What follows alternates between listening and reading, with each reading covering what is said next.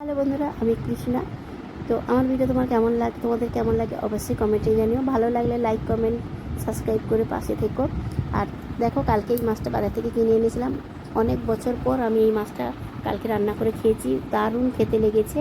তো ছোটোবেলায় যখন গ্রামে থাকতাম তখন পুকুর থেকে এই মাছটা ধরা হতো, খুব খেতাম। আর এখন তো অনেক বছর পর এই মাছটা কালকে এনে খেয়েছিলাম। তো মাছটা খেতে খুব ভালো লেগেছে। তোমরা আমার পুরো ভিডিওটা দেখো, তাহলে জানতে পারবে কালকে আমি সারাদিন কী রান্নাবান্না করে খাওয়া দাওয়া করলাম। কালকে ভোটের রেজাল্ট বেরিয়েছিল, তো কালকে বাড়িতেই ছিলাম। কালকে সারাটা দিন বাড়িতে খুব আনন্দ করেছি, আর অনেক কিছু রান্নাবান্না করে খাওয়া দাওয়া করেছি। আর বিজেপি জিতেছে, আমরা তাই জন্য খুব খুশি।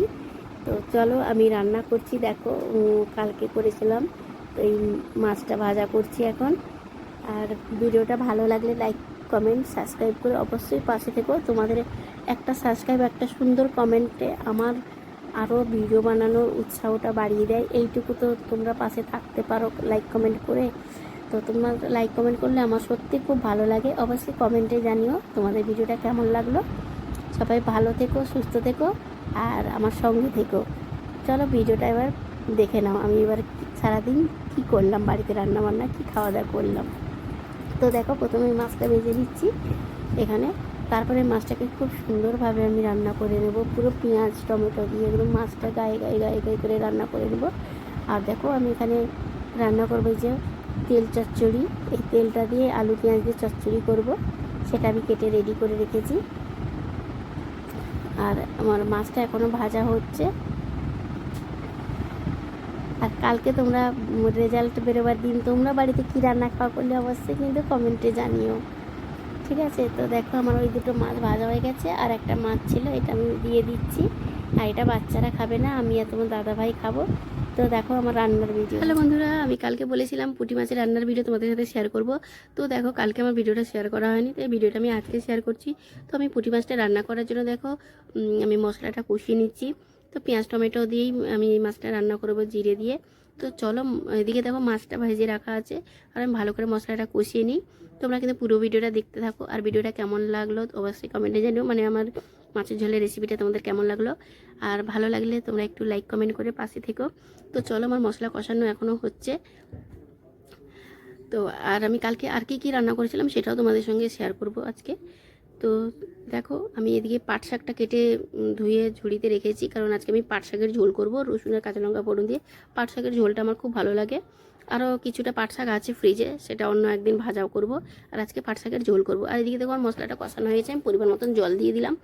তো দিয়ে আমি একটু নেড়ে চেড়ে নিচ্ছি। তারপরে আমি এটা ঢাকা দিয়ে দেবো, যাতে ঝোলটা ফুটে গেলে তারপরে আমি মাছটা দেবো। তো আমি দেখো কয়েকটা কাঁচা লঙ্কা চিড়ে দিয়ে দিলাম, তারপরে আমি ঢাকা দিয়ে দিলাম। তো এদিকে দেখো, পটল কেটে রেখেছি, পটল ভাজা করব। আর এদিকে কয়েকটা রসুনও কেটে রেখেছি, কারণ আমি পাট শাকটা রান্না করব রসুন আর কাঁচা লঙ্কা ফোড়ন দিয়ে। আর এদিকে দেখো, উচ্ছে আলু সেদ্ধ হয়ে গেছে আমার। তো এই উচ্ছে আলু সেদ্ধটাও আমি মাখবো পেঁয়াজ লঙ্কা দিয়ে। এদিকে দেখো, ঝোলটা একবার ঢাকা খুলে দেখলাম। তো হ্যাঁ, ঝোলটা এবার শুকিয়ে শুকিয়ে এসছে। এবার মাছটা দিয়ে দিলাম, নেড়ে চেড়ে এবার ঢাকা দিয়ে দিচ্ছি। তো চলো, মাছটা ফুটুক।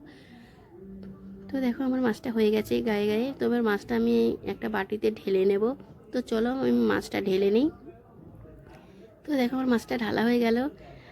আর এদিকে দেখো, আমি পাট শাকটা সেদ্ধ বসিয়ে দিয়েছি। যেমন মুসুরি ডাল সেদ্ধ করে নিয়ে ফোড়ন দেয়, সেরকমই পাট শাকটা রসুন আর কাঁচা লঙ্কা ফোড়ন দিয়ে করবো। আর এই শাকটা দিয়ে ভাত মেখে পটল ভাজাতে খেতে কিন্তু ভীষণ ভালো লাগে। তো এদিকে দেখো, আমার মাছটা কত সুন্দর দেখতে হয়েছে, মাছের গায়ে গায়ে কালিয়াটা। তো তারপরে এদিকে দেখো, আমি চলে যাব এখন পটলে নুন হলুদ মাখতে। তো পটলে নুন হলুদটা মেখে রেখে দেবো, দিয়ে আমি বাসনটা মাজতে যাব। তো আর বাসন না, যদি খাওয়া দাওয়ার পরে মাজবো মনে করি, রান্না করতে করতে যে বাসনগুলো বেরোয় তারপরে খাওয়া দাওয়ার বাসন একসঙ্গে না, তখন অনেক বাসন হয়ে যায়। তাই জন্য আমি রান্না করতে করতে যে সব বাসনগুলো আমার বেরোয় সেগুলো কিন্তু আমি হাতে হাতে সব মেজে নিই। তো এদিকে দেখো, আমার চলে এসছে, আমি বাসন মাজতে। আর চলো, আমি ঝটাপট বাসন কটা মেজে নিই। কড়াইটা একটু পেছন দিকটা পুড়েছিল, একটু ভালো করে ঘষে মেজে নিচ্ছি। আর ওইদিকে দেখো, আমার পাট শাকটা সেদ্ধ হচ্ছে, আমি কড়াইতে বসিয়ে দিয়েছি। তো আমার বাসনগুলো মাজা হয়ে গেছে। এখন আমি একে একে করে সব কটা বাসন ধুয়ে নিচ্ছি। আর আমার ভিডিও ভালো লাগলে অবশ্যই তোমরা একটু কমেন্টে জানিও, আর ফলো দিও। নতুন কেউ হয়ে থাকলে আমার ভিডিও যে নতুন দেখছো তোমরা একটু ফলো করো আমাকে। সবাই ভিডিও দেখে চলে যাও, কেউ ফলো আর করো না, আর কমেন্ট করো না কেন গো। আমার ভিডিও বা আমার ভয়েসটা কি তোমাদের খুব খারাপ লাগে শুনতে? তো এদিকে দেখো আমার শাকটা সিদ্ধ হয়ে গেছে। তো আমি দেখো তেলে পরে রসুন আর কাঁচা লঙ্কা ফোড়ন দিয়ে দিয়েছি, আর রসুনটা আমি লাল লাল করে ভেজে নেবো। আর দেখো রসুনটা যত ভাজা হচ্ছে তত মানে যত ভাজা হচ্ছে তত গন্ধ, একটা সুন্দর গন্ধ বেরিয়েছে। রসুন ভাজার গন্ধটা কিন্তু খুব ভালো লাগে না?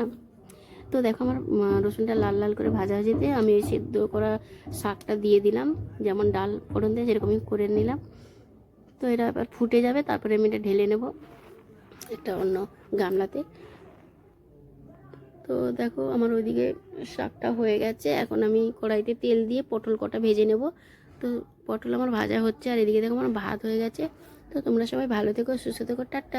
ও মা, আবার কি বানাচ্ছো? এই যে মুদি জিতেছে দেখছিস না, টিভিতে বক্তৃতা দিচ্ছে, ওই জন্য তোদেরকে খাওয়াবো চিকেন পকোড়া, খুশি হোক। বাহ, মুদি জিতেছে বলে তো সেই খুশিতে আমি বাড়িতে চিকেন পকোড়া বানাচ্ছি, বড় বড় চিকেন পকোড়া।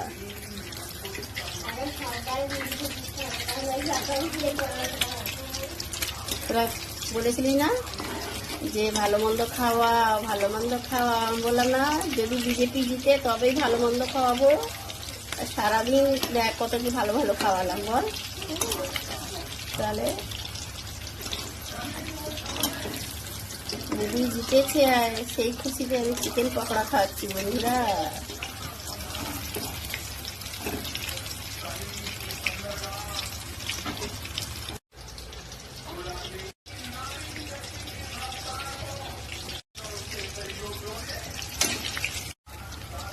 তো দেখো বন্ধুরা,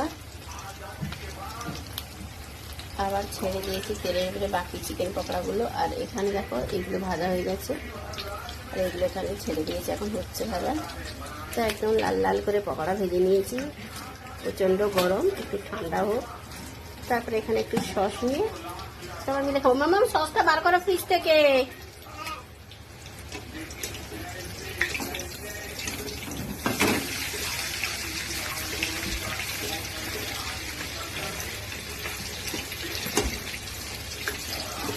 এগুলো ভাজা হোক, আমি উল্টে দিলাম।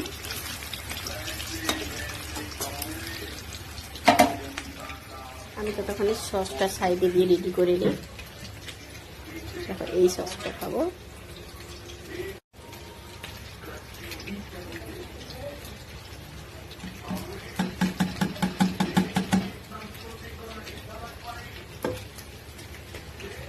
খুব কম সস নিলাম, এই সসটা খুব টক আছে, অল্প অল্প দিয়ে খাবে।